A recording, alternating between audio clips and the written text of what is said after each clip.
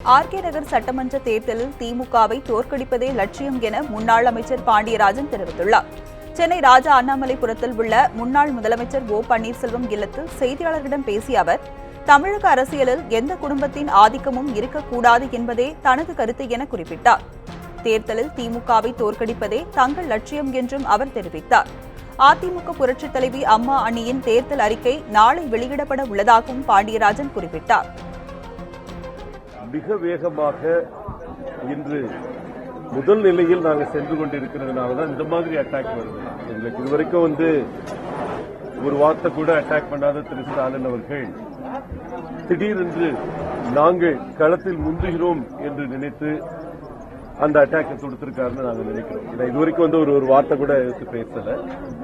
எங்களை பொறுத்த வரைக்கும் அந்த இடத்துல களத்தில் இன்று முதல் எதிரியாக நாங்கள் பார்க்கிறது திராவிட முன்னேற்ற கழகம் தான். அந்த இடத்தை பொறுத்த வரைக்கும் எங்களுக்கு ரொம்ப தெளிவா கிரவுண்ட் லெவல்ல எந்த நிலையிலும் திமுகவை எதிர்ப்பதில் எந்த சமரசம் செய்து கொள்ளாதவர் அண்ணன் ஓபிஎஸ் அவர்கள்.